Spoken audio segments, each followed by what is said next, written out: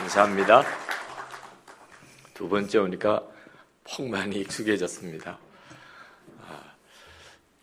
저는 저 자신도 그랬고 또 많은 그리스도인들이 깊은 자기 열등감에 빠져 있는 것을 봅니다. 한동안 저 자신도 제가 왜 이렇게 못났을까 그런 생각하고 살았고, 또 교인들도 이렇게 만나보면 다른 사람들은 다 괜찮게 보이는 사람도 굉장한 자기 열등감이 있어요.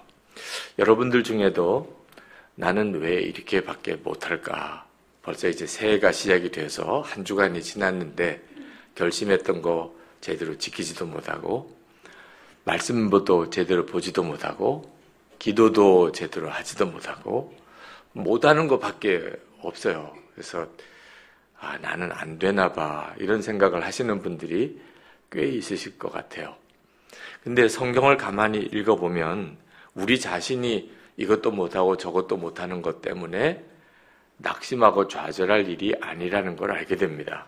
왜냐하면 그냥 우리를 질그릇이라고 성경이 말하고 있어요. 질그릇이, 요즘에는 뭐 그릇이 그런 구분이 없지만 옛날에는 진짜 막 쓰던 그릇이거든요. 투박해서. 그래서 깨져도 뭐 크게 상관 안 하고, 그래서 뭐 깨진 자국이 있고 금이 가고 그런데도 그냥 쓰는 그릇, 막 쓰는 그릇이죠. 우리가 그런 존재라고 이야기를 하는 거예요, 성경이. 그래서 우리는 우리 자신이 질그릇 같은 존재다. 부족하고 못나고 늘 죄에 넘어지고 그런 존재라는 것을 받아들이면 해결되는 거예요. 그걸 안 받아들이니까, 내가 질그릇 같은 존재인 걸 안 받아들이니까, 금그릇이 아니고 은그릇이 아니라는, 그러니까 그것 때문에 스스로 무너지는 거죠. 여러분이 여러분 자신이 질그릇 같다는 걸 받아들이고 나면 얼마나 편안한지 잠깐 설명드릴까요? 여러분 어제 저녁에도 샤워하고 씻고 주무셨죠? 오늘 아침에도 또 간단하게라도 세수하고 오셨죠? 네. 그때마다 여러분 좌절감 느끼세요? 나 어저께도 씻었는데 오늘 이렇게 또 씻어야 돼? 이런 생각 하셨어요? 그런 분 없으실 거예요. 근데 저녁이 되면 씻고 자는 거죠. 아침이 되면 또 씻고 출근하는 거죠. 그건 이미 내 몸이 하루가 지나면 더러워진다, 밤에 자고 나면 또 더러워진다고 받아들이고 있는 거예요. 사실 알고 보면 엄청 부담스러운 일이죠. 왜 나는 이렇게 계속 더러워지지? 사실 신경 쓰기 시작하면 정말 짜증날 일이에요. 그런데 우리는 몸이 늘 더러워진다는 걸 받아들이고 나니까 아무 생각 없이 그냥 씻고 자는 거잖아요. 그죠? 우리 자신이 질그릇 같다는 것을 스스로 계속 안 받아들이니까 자기 자신이 부족하다, 못났다 이런 것 때문에 속 썩는 거고, 다른 사람과 끊임없이 비교하는 거예요. 성경은 분명히 말했어요. 우리가 질그릇이라고. 우리 문제는 우리 자신이 질그릇 같다는 데 있는 게 아니에요. 진짜 문제는 거기에 있는 게 아닙니다. 오늘 고린도후서 4장 7절에 사도 바울이 예수 믿는 우리는 어떤 존재인지를 설명하면서 보배를 질그릇에 가진 존재다. 여기 보배는 뭘 말하죠? 예수 그리스도세요. 질그릇은 우리 자신이고, 이게 바로 예수 믿는 우리를 보여주는 그대로의 그림이에요. 그러니까 우리의 문제는 보배를 내 안에 모시고 산다는 것이 눈이 안 뜨였기 때문에 문제지, 내가 질그릇이기 때문에 문제가 되는 게 없어요. 옛날에 연세 드신 분들은 아마 기억나시겠지만 월급 받을 때 돈 봉투로 받았잖아요. 요즘에야 다 온라인 거래를 하지만 옛날에는 다 실제로 돈으로 받았어요. 뭐 전세 계약하거나 집 사고 팔 때도 다 돈 가지고 갔어요. 은행에서 돈다발을 받아가지고 그걸 가져갔는데, 돈을 주로 어디다 싸가지고 다녔어요? 신문지에 말았어요. 그때는 뭐 포장지가 거의 없었으니까 신문지가 제일 좋은 포장지였습니다. 그 돈다발을 신문지에다가 이렇게 둘둘 말아서 가지고 다녔단 말이에요. 자, 생각해 보세요. 돈다발을 신문지에 두루 말았으니 사실 요즘식으로 생각하면 얼마나 사실 품격이 떨어져요. 그래도 신문지에 말았든 뭐 좋은 포장지에 쌌든 돈이 중요하지요. 그죠? 신문지에 뭐 쌌다고 해서 그 가치가 훼손됩니까? 우리가 꼭 그와 같아요. 우리 자신이 질그릇 같다고 해서 문제될 게 없어요. 우리 안에 보배이신 예수님이 계신 게 분명하면. 안타깝게도 많은 그리스도인들이 실제로 자기 안에 예수님이 계신 것을 정확히 모르니까 질그릇 같은 자기 문제 때문에 계속 연연하는 겁니다. 근데 예수님을 바라보는 눈이 뜨이고 나면 갑자기 확 달라져요. 자기가 질그릇 같다는 것이 아무 문제가 안 돼요. 그리고 그게 오히려 간증거리가 돼요. YM의 진 다니엘이라고 하는 참 귀한 사역자, 지금은 연세가 굉장히 고령이신데 이 진 다니엘이 어릴 때부터 성령에 굉장히 강한 은사 체험을 하고 그리고 어려서부터 그는 은사 사역자였습니다. 청소년 시절 때부터. 그리고 그가 참 주님을 위한 열심히 대단하고 영혼 구원에 대한 뜨거운 마음이 있어서 신학교를 가게 돼요.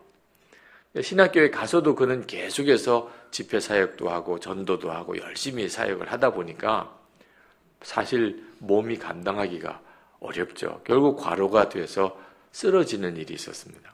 병원에 입원을 하게 됐는데 마음에 낙심이 왔어요. 시험이 든 거죠. 왜냐하면 하나님의 일을 했는데 내가 그렇게 열심히 하나님의 일을 했는데 왜 하나님이 안 지켜주시나? 나를 떠나셨나? 나를 버리셨나? 몸이 아픈 것도 힘들지만 마음에 낙심이 왔어요. 병원에 누워서 전도도 못하고 집회도 못 나가고 공부도 못하고 꼼짝없이 누워있는 그 진 다니엘의 아주 참 마음에 이 심령이 정말 상하고 있는데 누가 자매가 한 사람이 찾아왔어요. 하나님이 보내셨다는 거예요. 모르는 자매예요. 하나님이 기도하는데 너를 찾아가서 말을 한마디 전해주래. 그러면서 하는 이야기가 골로새서 1장 27절 말씀에 있는 말씀을 전해주는 거예요. 내 안에 계신 그리스도니 곧 영광의 소망이니라.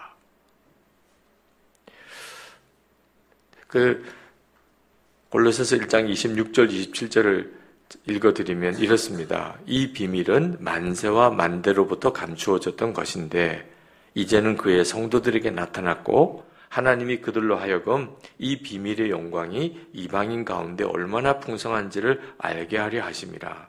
이 비밀은 너희 안에 계신 그리스도시니 곧 영광의 소망이니라.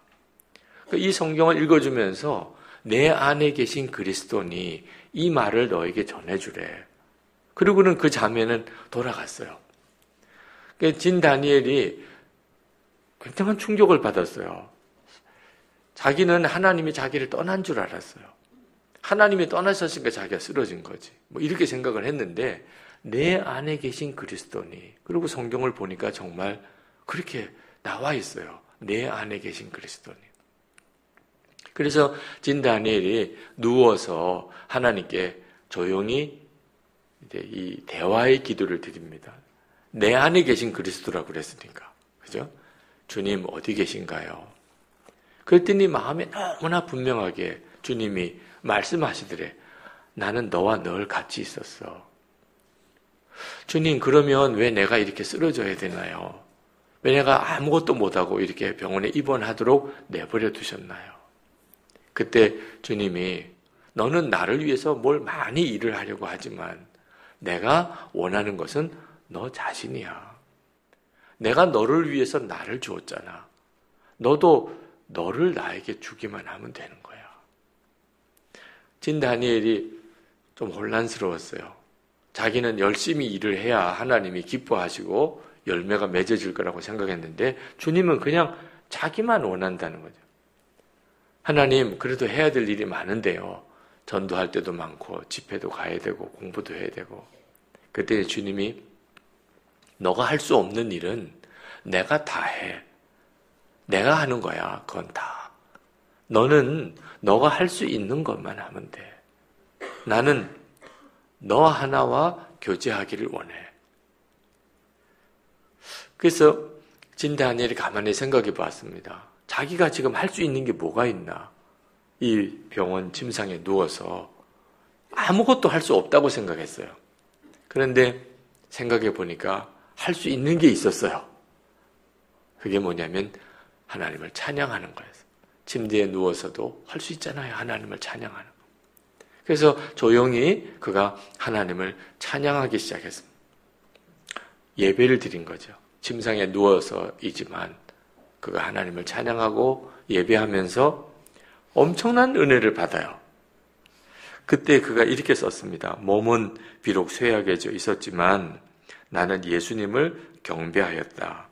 그렇게 했을 때 나는 더 이상 외롭지도 또한 공허하지도 않음을 깨달았다.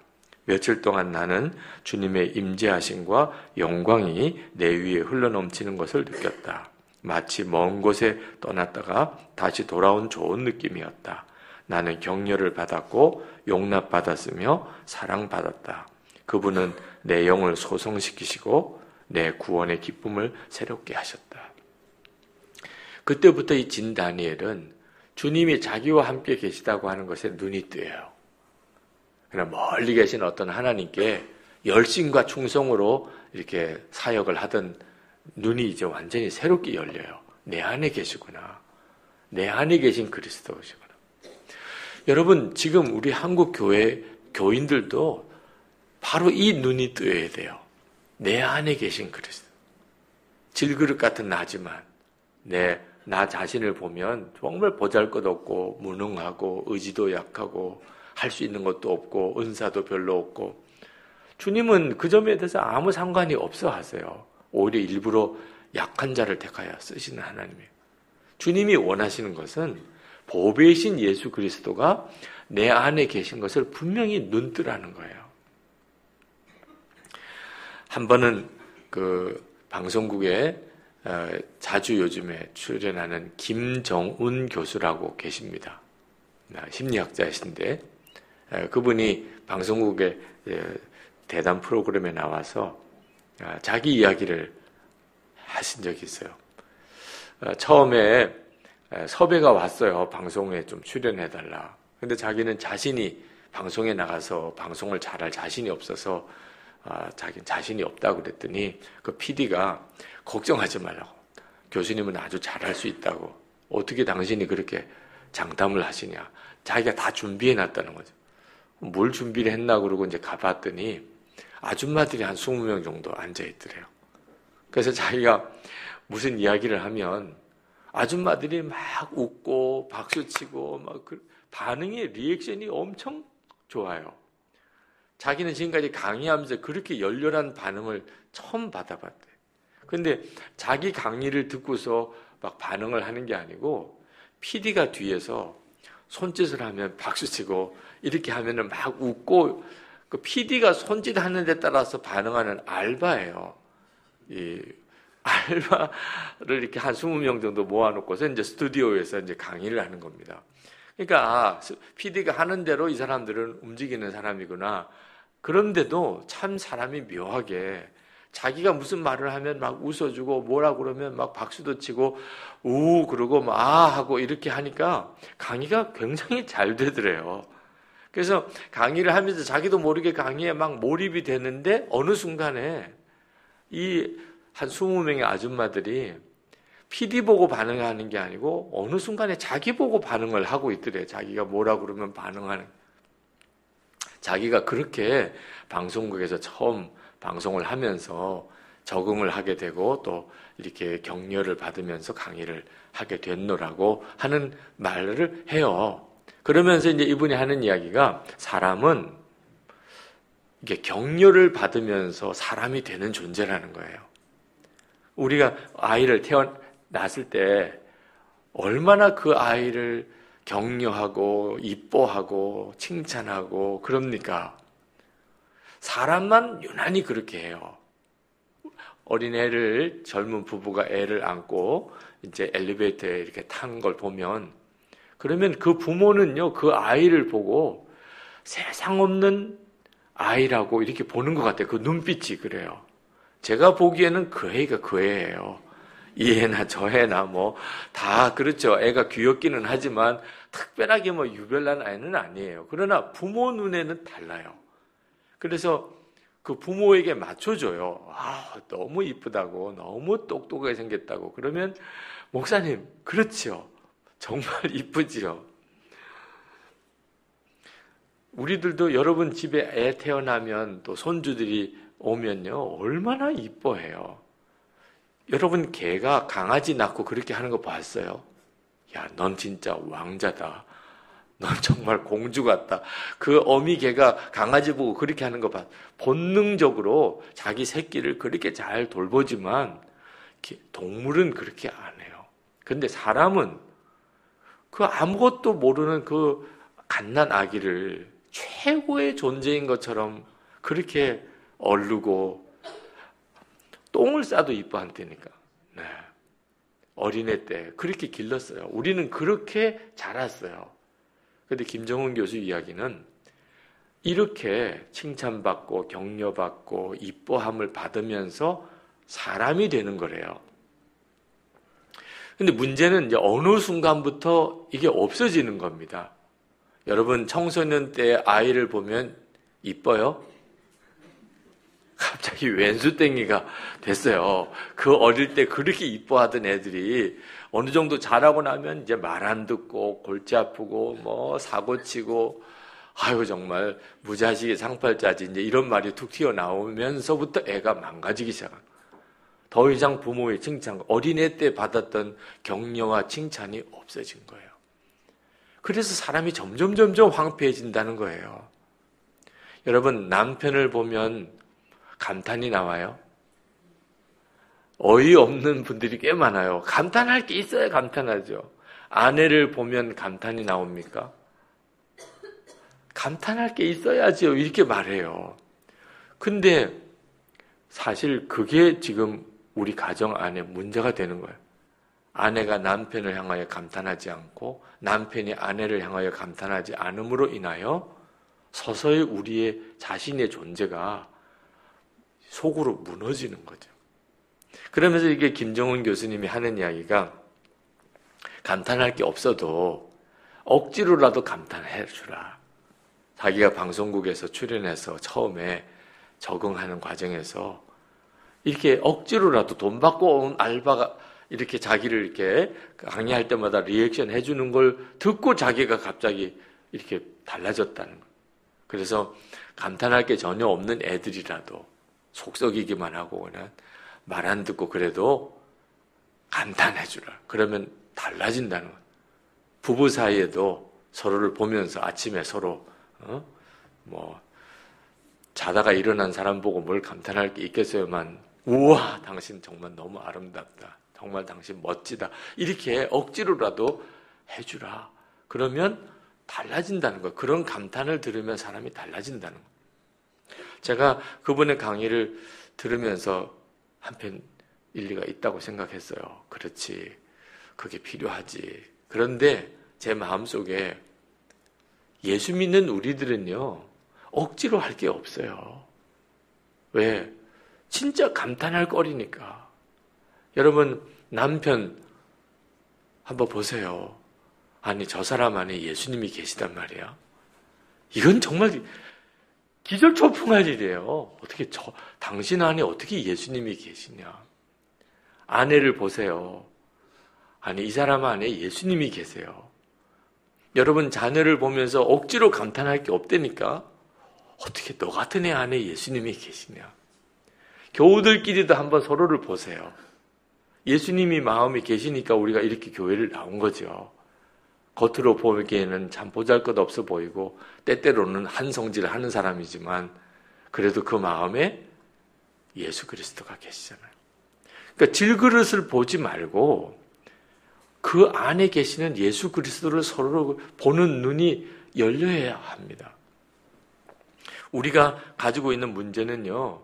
질그릇만 보는 거예요. 사람을 봐도. 남편을 봐도 아내를 봐도 자녀를 봐도 질그릇만 보는 거예요. 그러니까 실망했다. 넌 안 돼.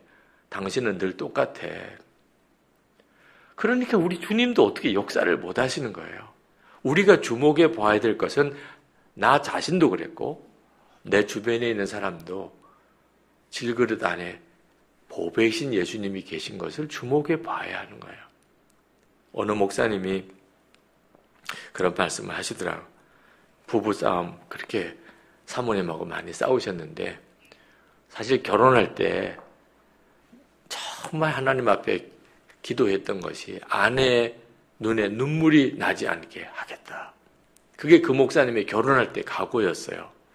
왜냐하면 아버님이 그렇게 어머니에게 잘못하셨어요. 그래서 어려서부터 본 게 어머니가 우시는 거였어요. 그게 그렇게 마음이 아팠고 내가 결혼하면 절대로 아내의 눈에는 눈물 나지 않게 하겠다. 그랬는데 이게 결심한다고 되는 게 아니에요. 살아보니까 자기도 아내에게 자꾸 참 힘들게 자기가 하고 있는 겁니다. 어느 날 아내와 싸웠습니다. 교회 와서 기도하는데 마음이 아파요. 내가 왜 이랬을까? 그래서 집에 들어가서 사과를 했습니다. 여보, 미안해. 용서해 주시구려. 사모님이 안색을 확 변해. 아주 찬바람이 부는 거예요. 난 당신 용서할 수 없어요. 당신 지난번에도 그랬잖아. 지난번에도 용서해달라고 그랬잖아. 벌써 몇 번째예요. 이제는 당신 용서할 수 없어요. 목사님도 자기가 그렇게 하고 살았으니까 사모님이 그렇게 반응하는 거에 대해서 할 말이 없었어요. 다시 교회로 들어가서 한참을 기도하는데 하나님이 어떤 마음을 주세요. 그래서 집에 다시 사택으로 오셨어요. 사모님에게 말을 거는데 사모님이 쳐다도 안 봐요, 이제는. 그냥 뭐 정말 투명인간처럼 목사님이 왔는지 갔는지 그냥 사모님이 집안일을 하는데 그 아내를 옆에 따라가서 여보, 당신은 하나님 믿어? 사모님이 더 열이 나는 거죠.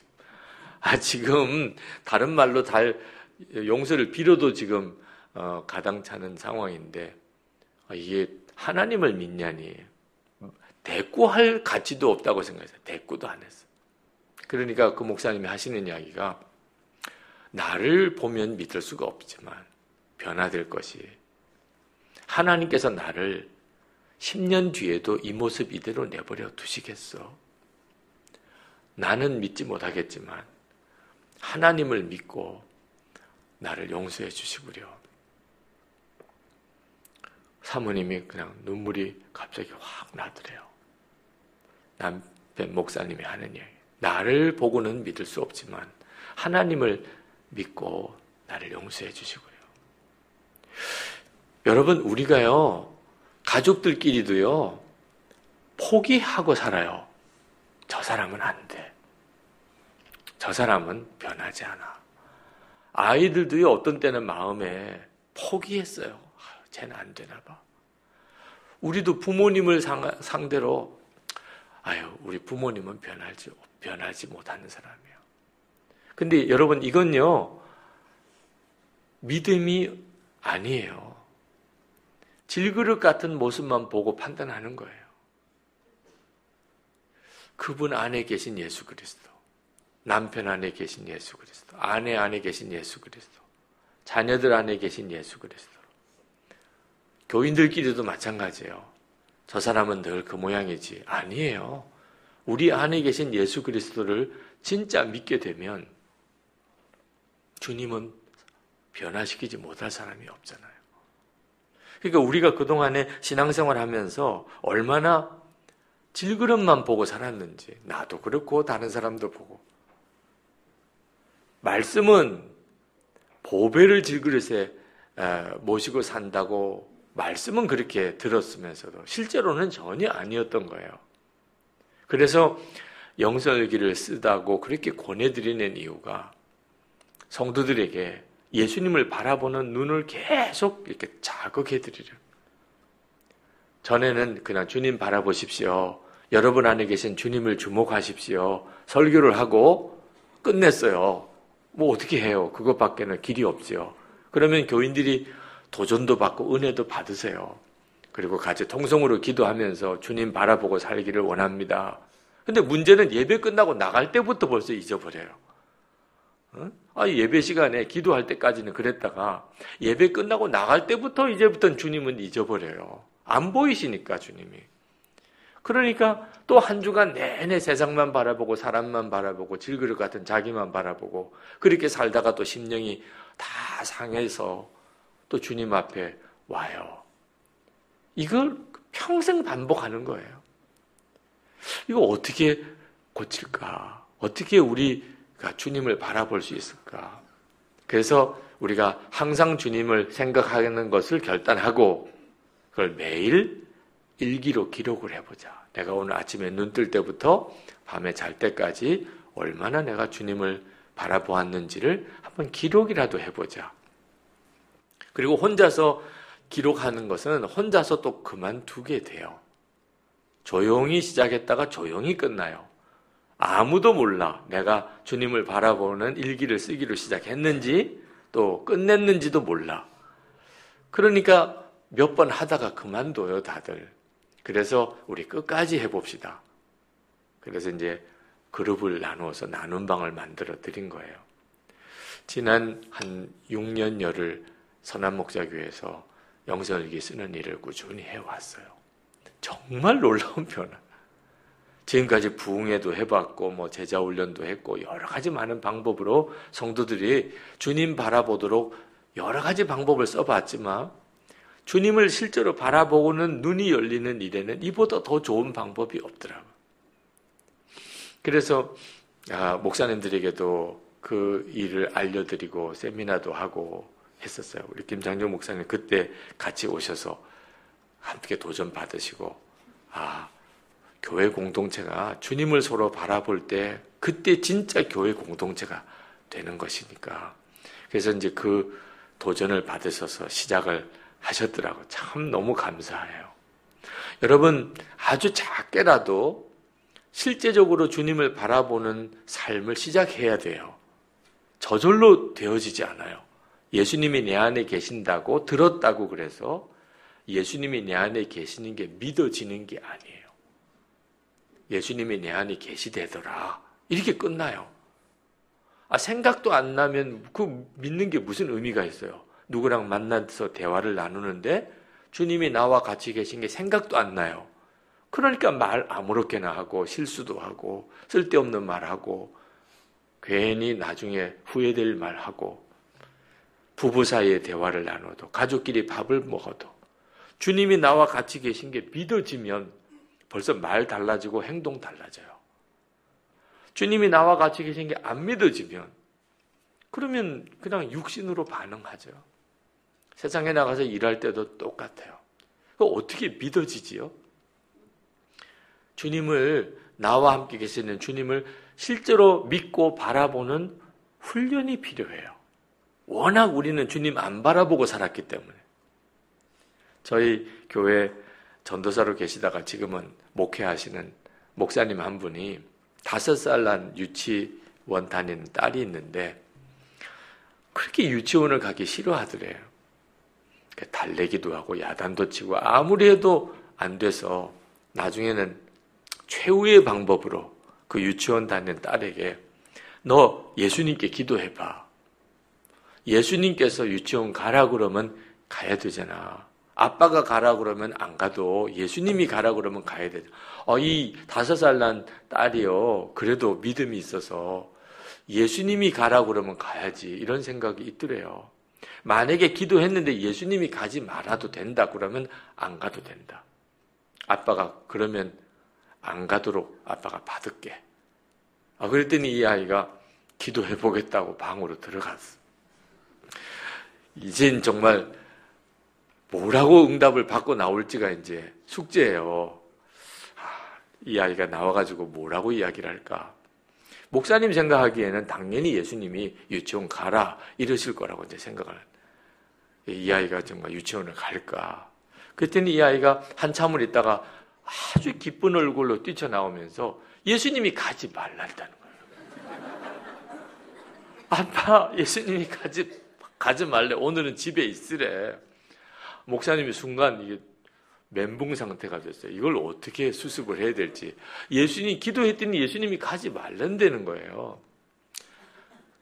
너 잘못 응답받았어. 이렇게 했다가는 앞으로 주님께 기도하라는 말도 이게 안 통할 것 같아서 오늘은 받아야 되겠구나. 이런 생각이 들더래요.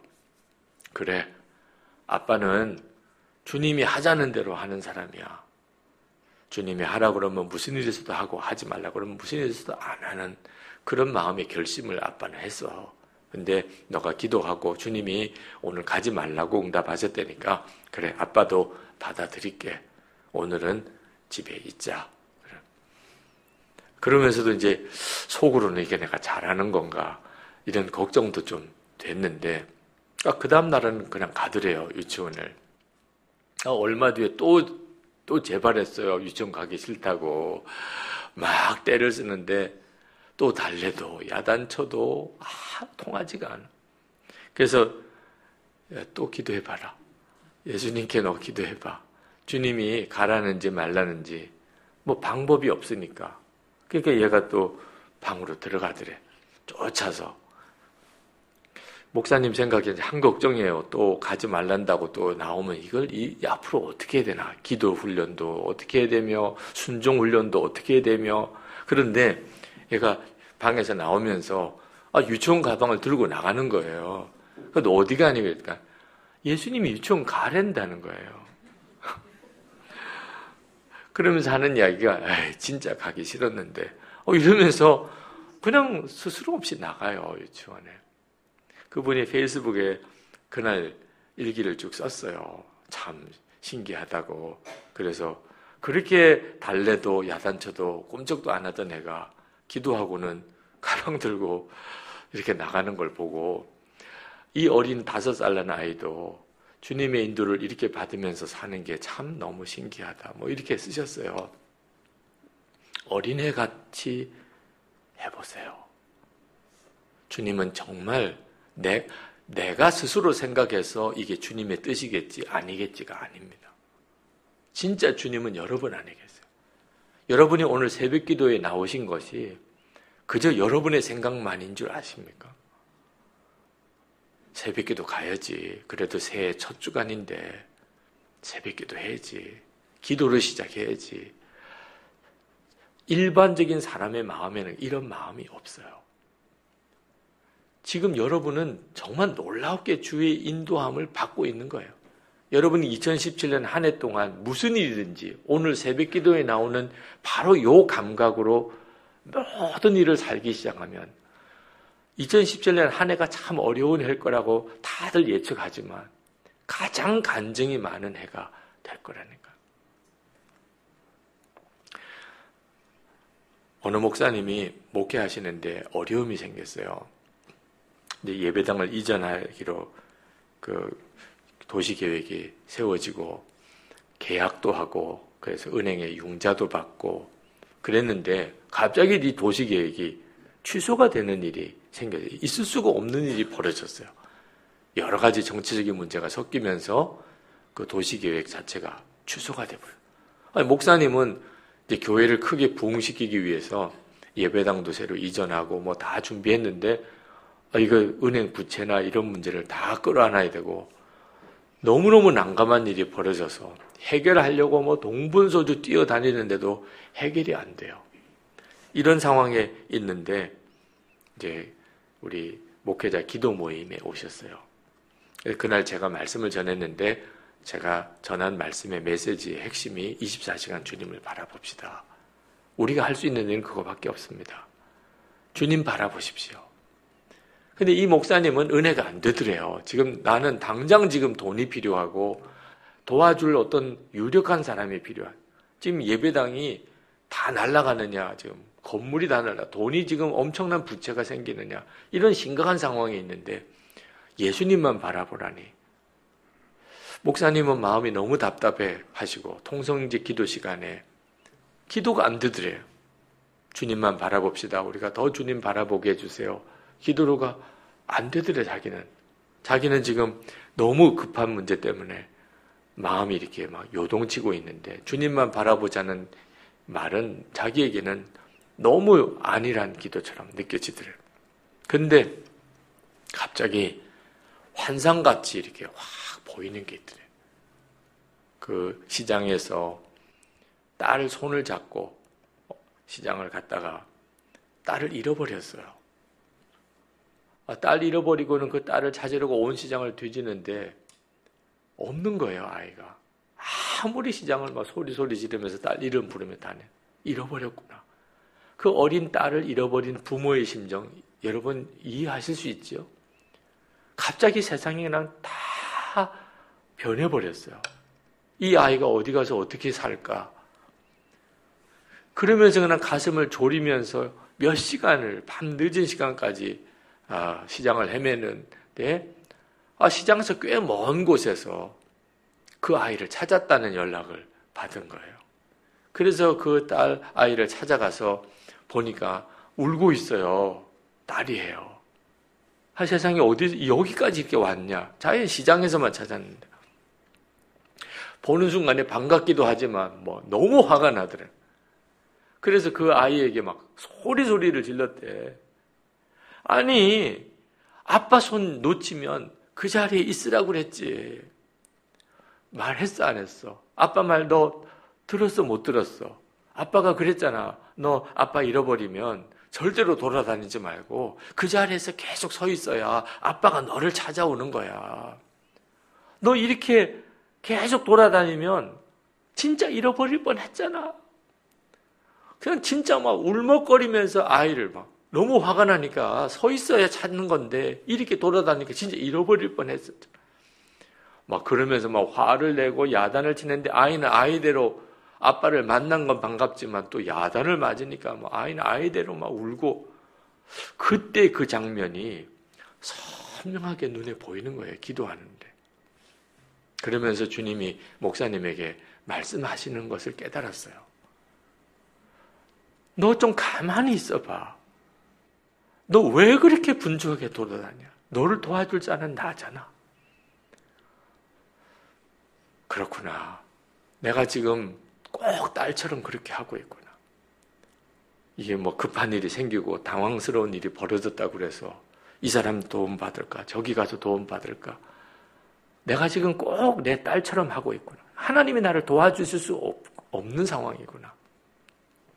그분이 그날 기도회 다 끝나고 서로 이제 간증하는 시간에 그 고백을 하시더라고. 자기 교회 형편을 이야기하고 오늘 이 기도회에 어떻게 오게는 됐는데 마음은 전혀 안 잡히고 기도도 안 되다가 답이 힘들고 어렵고 당황스럽고 문제가 생길 때 왜 내가 해결을 못하나 깨달았다는 거예요. 24시간 주님을 바라보는 훈련이 안 돼 있는 거예요. 주님이 내 안에 계시다고 그냥 믿는다고만 생각했지 실제로는 믿음이 아니었다는 거예요. 여러분, 왜 그렇게 일기를 써가면서까지 우리가 주님을 바라보아야 하나요? 우리 앞에 어떤 일이 어떻게 벌어질지 몰라요. 그때마다 주님을 그제서야 찾으려고 하면 믿어지지도 않고 또 눈도 뜨이지도 않아요. 급한 일, 어려운 일, 어떤 일이 닥쳐올지 몰라요. 여러분이 늘 평소에 주님이 여러분과 함께 하시는 것을 바라보는 눈이 뜨여 있어야 돼요. 그러면 이제 시험거리가 와도 시험이 안 돼요. 어제 오늘 이틀 동안 제가 와서 새벽 기도 시간이니까 기도 시간을 좀 충분히 드리려고 제가 말씀 시간을 그렇게 일반 집회처럼 오래 하지는 않아요. 말씀만 많이 전하고 끝나는 게 항상 좀 아쉽더라고요. 왜냐하면 그 다음부터 주님이 진짜 역사하시는 시간이니까. 이제 목사님께서 올해 계획을 말씀하시는데 이제 영성일기 또 교우들에게 또 한번 새롭게 도전하고 지금도 하고 계시지만 그렇게 해보시고 싶으시다고. 정말 저는 귀한 도전이라고 생각해요. 내일 새벽에 오실 김승혜 목사님은 영성일기 사역을 하시는 담당 책임 목사님이시고 아마 귀한 말씀을 또 그 목사님도 주실 거라고 생각되는데, 여러분 안에 계신 주님을 정말 믿으세요. 그리고 그 주님과 동행하는 훈련을 시작하세요. 그냥 내 안에 계시겠지 이런 믿음 가지고는 작은 시험 하나도 못 이겨요. 진짜 믿어지는 것은 믿어져야 돼요. 내 안에 계신 게 믿어지는. 어떻게 하면 이렇게 믿어지는 역사가 일어날까? 매일매일 내가 모든 순간에 주님을 생각하는 것부터 일단 점검에 들어가세요. 매일 일기로 쓰시고, 그리고 서로 약속하세요. 우리 그렇게 해봅시다. 그래서 한 달을, 또 3개월을, 6개월을 늘 주님을 바라보면서 이렇게 살아보면 완전히 달라져요. 내가 이제는 정말 예수님을 믿고 사는구나. 믿어지는 역사가 일어나요.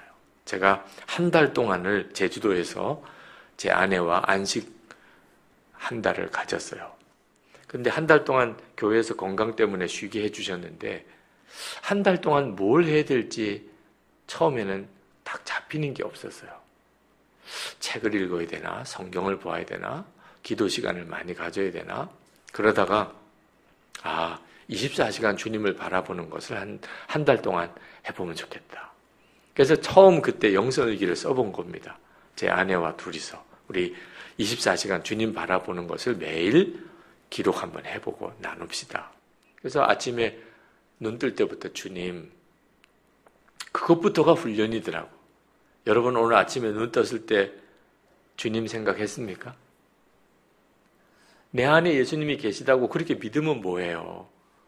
눈 뜨면서 주님 생각이 안 난다면 그게 뭐가 믿는 거예요? 누가 집에서 같은 방에서 자면 아침에 눈 뜨면 인사하잖아요. 잘 잤어요. 이렇게. 내 안에 계신데 모르고 살았다면. 그것부터 이제 시작을 해서 한 달 동안 밥을 먹든지 산책을 하든지 주일 예배를 드리러 가든지 늘 주님 나와 함께 계시지. 어떤 때는 또 잊어버릴 때도 있어요. 그러면 오늘은 주님을 전혀 생각하지 못하고 하루를 보냈습니다. 그렇게 한 달을 보내고 그리고 교회로 돌아오는데 제 안에 놀라운 변화가 일어나요. 예수님이 나와 함께 계신 게 믿어지는 역사가 일어나요. 믿고 싶은 거하고 믿어지는 거하고는 하늘과 땅 차이예요. 주님이 나와 함께 계시는 게 믿어지면 두려움, 염려 없어요. 믿어지는 데만. 주님이 나와 함께 계시는 게 믿어지면 말, 행동 다 달라져요. 그래서 이제 교우들에게 해보시라고 권하게 시작을 한 겁니다. 우리 판교소망교회 안에 예수님이 함께 계시고 그리고 여러분 안에 주님이 계십니다. 복음의 가장 놀라운 신비예요. 그래서 세상 사람과 우리가 달라지는 거예요. 그 은혜가 여러분에게 있기를 축복합니다. 오늘 기도하실 때 우리 첫 번째 나의 질그릇 같은 것에 무너지지 않게 해주십시오. 하나님, 저는 못나고 부족한 게 많습니다. 그러나 그것 때문에 더 이상 한탄하고 또 열등감 가지지 않게 해주옵소서. 주님만, 내 안에 보배이신 주님만 늘 바라보게 되기를 원합니다. 우리 같이 함께 기도하겠습니다. 은혜와 사랑에 충만하신 아버지 하나님, 놀라우신 하나님의 은혜를 감사합니다. 하나님의 역사하심을 사랑하는 성도들에게 부어주소서. 주님을 바라보는 눈을 분명히 뜨게 해주소서. 우리 자신이 질그릇같이 참으로 추하고 부족한 것이 많습니다. 좌절할 때도 낙심할 때도 너무나 많습니다. 그러나 하나님, 보배이신 주님이 함께 계시는 것, 하나님 그 놀라운 비밀을 인하여 감사를 드립니다. 너희 안에 계신 그리스도시니 아멘입니다. 하나님, 저희 안에 계신 그리스도, 주 예수 그리스도로 인해서 하나님 우리의 삶을 완전히 새롭게 변화시켜 주시기를 원합니다.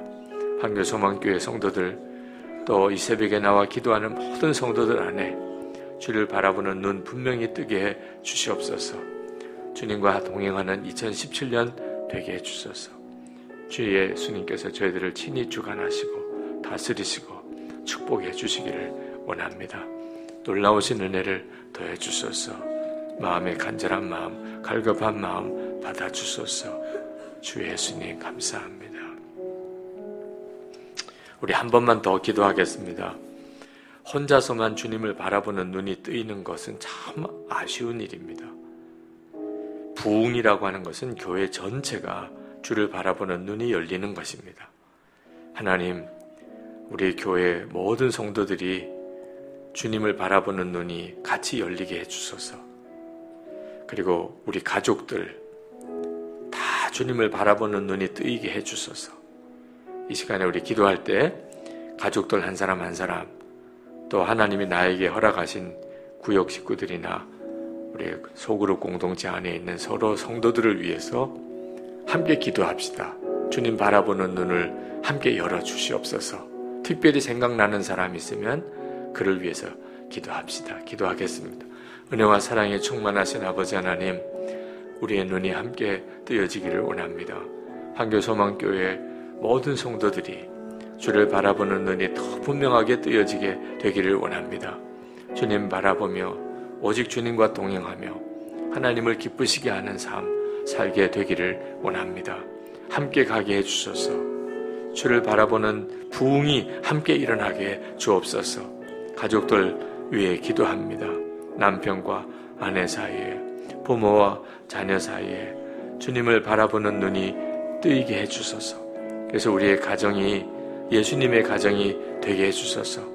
주님이 말하게 하심을 따라 말하고 주님이 가게 하심을 따라 행하며 오직 주님과 동행하는 가정이 되고 교회가 되게 해주시기를 원합니다.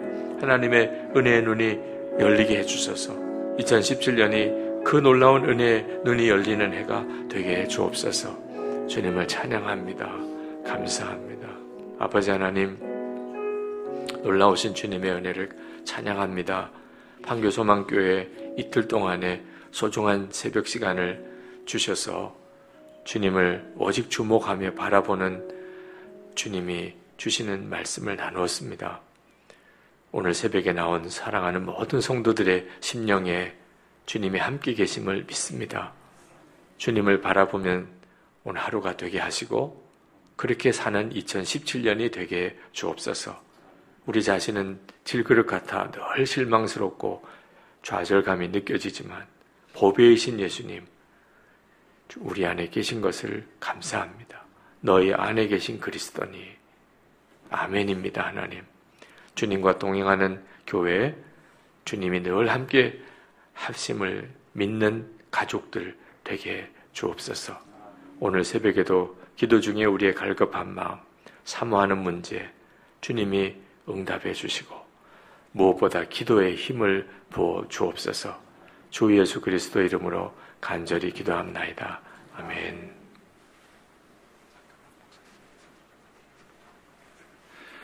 이틀 동안 바쁘고 힘드신데 오셔서 귀한 말씀 전해주신 목사님께 다시 한번 감사의 박수를 부탁드리겠습니다.